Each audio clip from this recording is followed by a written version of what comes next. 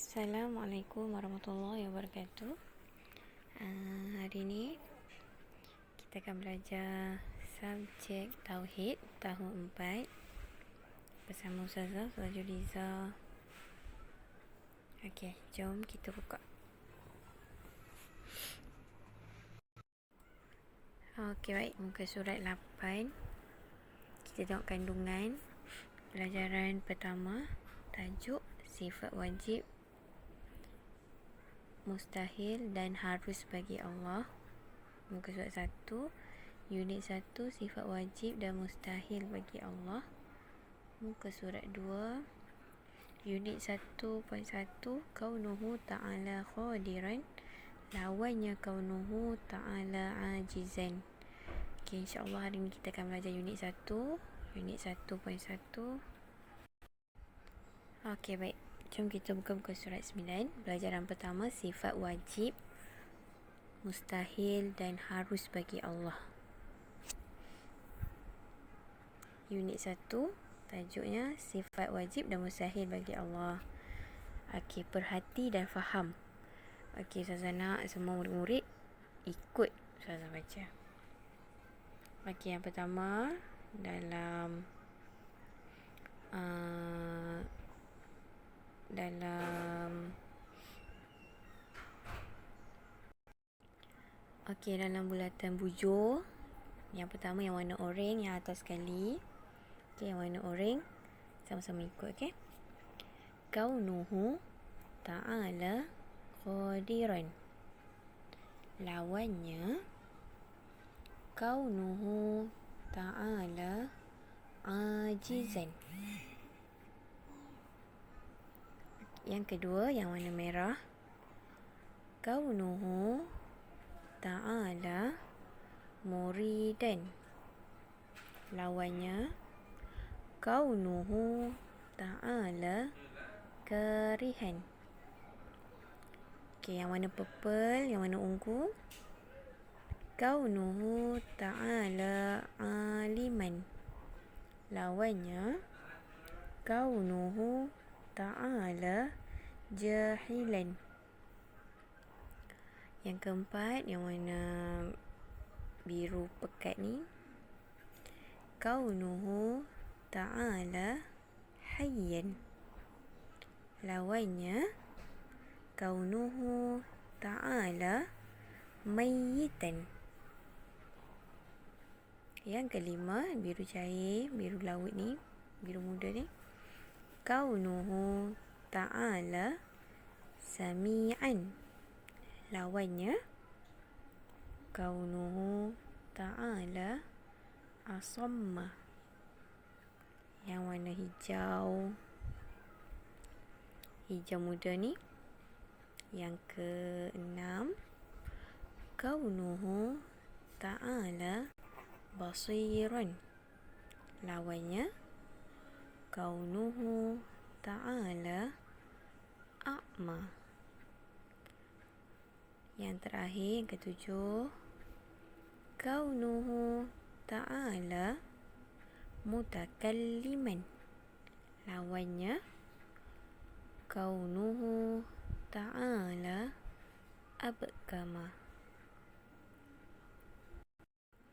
Okey, kalau boleh Ustazah nak murid-murid ulang dan hafal sifat wajib dan mustahil bagi Allah. Okey, jom kita buka surat 3, unit 1.1, kaunuhu ta'ala qadiran, lawannya kaunuhu ta'ala ajizan. Okey, jom kita baca dan fahami sifat wajib bagi Allah. Okey, kaunuhu ta'ala qadiran, apa artinya? Artinya keadaan Allah Ta'ala yang berkuasa. Keadaan Allah Ta'ala yang berkuasa. Firman Allah Subhanahu wa ta'ala, Bismillahirrahmanirrahim, wa qalu laula nuzila alaihi ayatun min rabbi. Qul innallaha qadirun ala an yunazzila ayatan walakinna aktsarahum la ya'lamun. Maksudnya surah Al-An'am ayat 37. Maksudnya, dan mereka, iaitu golongan kafir musyrik, berkata, alangkah eloknya kalau diturunkan kepada Muhammad satu mukjizat dari Tuhannya. Katakanlah, wahai Muhammad, sesungguhnya Allah berkuasa menurunkan mukjizat.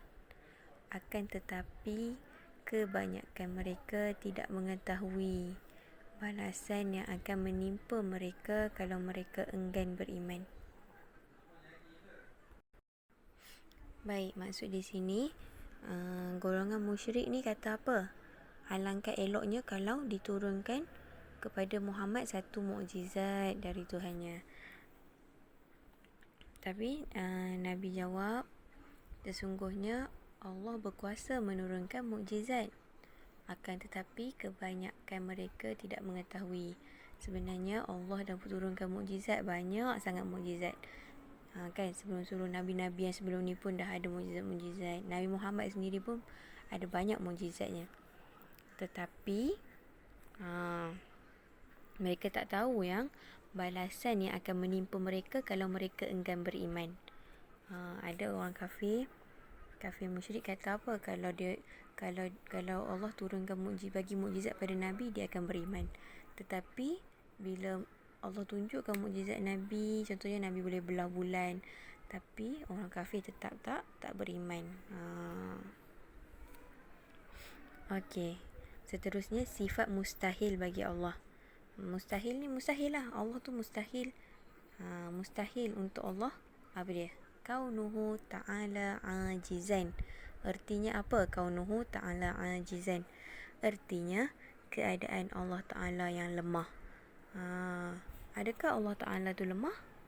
Tak kan? Jadi mustahil Allah Subhanahu Wa Ta'ala itu lemah. Firman Allah, Innallaha ala kulli syai'in qadir. Surah An-Nur ayat 45. Maksudnya, kerana sesungguhnya Allah Maha Kuasa atas tiap-tiap sesuatu. Turun ayat Quran ni. Firman Allah kata apa? Sesungguhnya Allah Maha Kuasa atas tiap-tiap sesuatu. Atas tiap-tiap sesuatu tu Allah yang berkuasa. Allah yang berkuasa menghidupkan kita manusia. Allah yang berkuasa mematikan kita. Allah yang berkuasa jadikan siang. Allah yang berkuasa jadikan malam. Dan macam-macam lagi kan.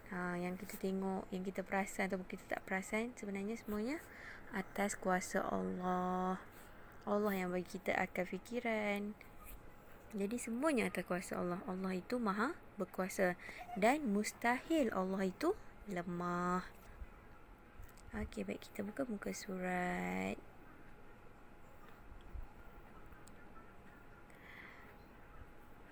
Muka surat 4. Okey, baca, fahami dan fikirkan.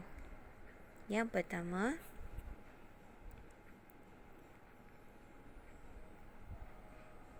Allah amat berkuasa untuk melakukan sesuatu mengikut kehendak dan tidak memerlukan sebarang bantuan. Allah itu amat berkuasa untuk melakukan sesuatu mengikut kehendaknya. Dan Allah tu tak perlukan sebarang bantuan daripada kita. Allah tak perlu bantuan daripada manusia untuk Allah nak buat sesuatu. Itulah hebatnya Allah, maha berkuasanya Allah. Yang kedua, tidak ada sesiapa pun yang boleh menghalang apa yang dilakukan oleh Allah. Apa je yang Allah nak buat, apa yang Allah tetapkan, tak ada siapa yang boleh menghalang. Allah dah tetapkan bila kita hidup. Allah dah tetapkan bila kita akan meninggal. Allah dah tetapkan semuanya sebelum kita lahir lagi. Jadi tak ada siapa yang boleh halang Allah untuk melakukan semuanya. Yang ketiga, Jika Allah berkeadaan lemah, sudah tentu alam ini tidak wujud. Betul tak?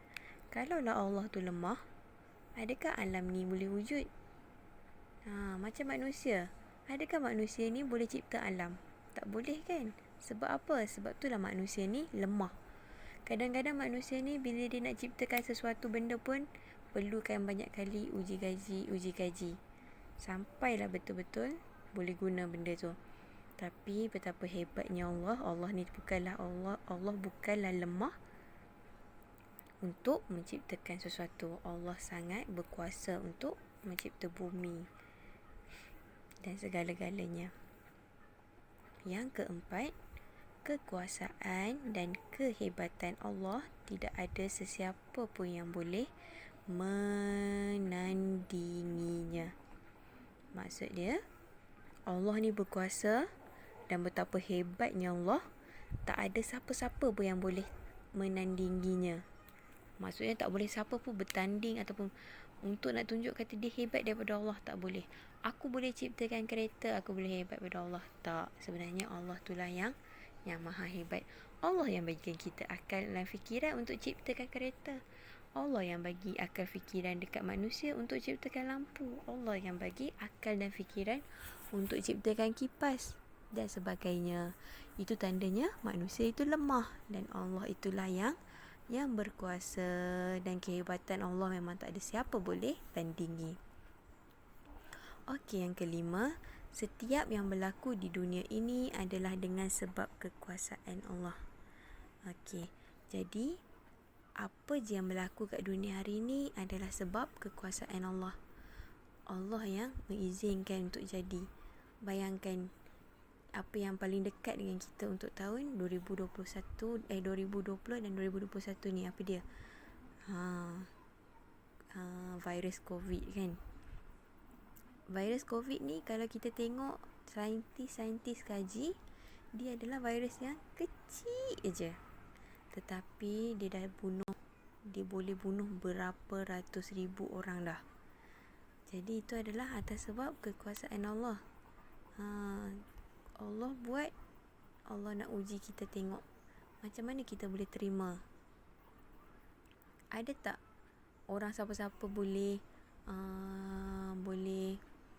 memanglah benda tu ada orang cipta, tapi dengan izin Allah, dan benda tu boleh tersebar dengan cepatnya. Jadi Allah tu memang maha berkuasa, dan Allah juga berkuasa untuk menghilangkannya. Allah juga ada kuasa untuk hilangkan COVID ni, insya-Allah. Insya-Allah kita akan dapat kembali macam biasa. Kita kena banyakkan berdoa. Sebab apa? Kita ni hamba, jadi kita kena minta doa dekat pencipta kita, kat Allah yang maha berkuasa. Sebab itulah Allah tu ada kuasa, jadi kita kenalah minta doa dengan Allah. Kita nak minta doa dengan siapa lagi? Allah tu maha pengasih, insya-Allah. Allah akan dengar doa-doa hamba-Nya. Cuma Allah nak menguji kita sekejap, nak tengok macam mana kita. Adakah kita makin dekat dengan Allah ataupun kita rasa jauh lagi daripada Allah. Okey, insya-Allah.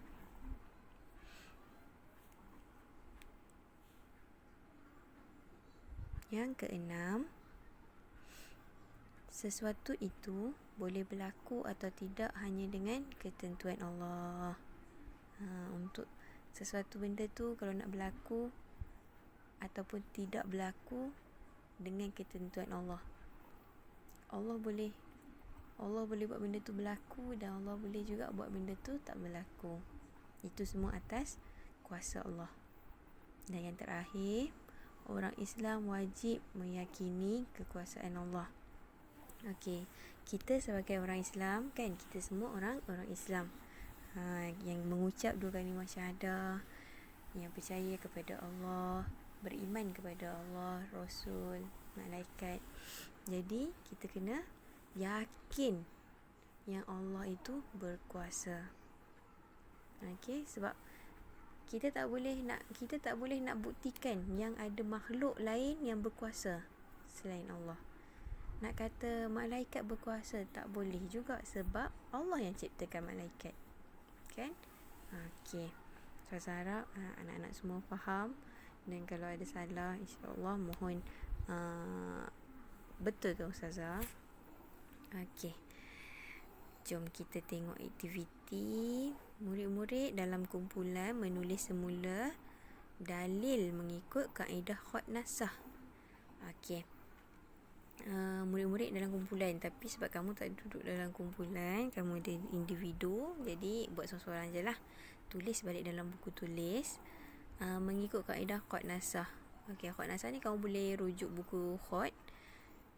Tak apa kalau kata tak boleh nak ikut secantik-cantik khot nasah tu, tulis je lah semampu yang boleh. Dalil ni apa? Ayat Al-Quran. Ayat Al-Quran ni yang kat depan ni. Kaunuhu ta'ala qadiran ni dan kaunuhu ta'ala ajizan. Okey. Boleh tulis sekali dengan artinya. Tulis ayat Quran saja, tak perlu tulis tak perlu tulis maksudnya sekali. Yang kedua, murid-murid menyenaraikan sifat-sifat yang wajib dan mustahil bagi Allah. Okey, yang ni boleh rujuk dekat muka surat 2 tadi. Okey, yang ni boleh tulis balik dalam buku tulis. Lepas tu boleh buat cantik-cantik lagi. Yang ketiga tak bolehlah nak bentangkan hasil perbincangan. Dan yang keempat pula, guru bersoal jawab pun tak boleh juga sebab tak ada kat depan. Okey.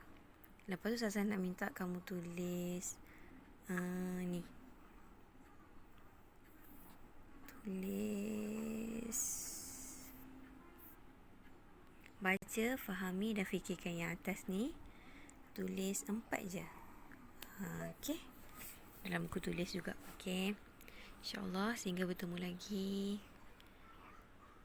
Assalamualaikum warahmatullahi wabarakatuh.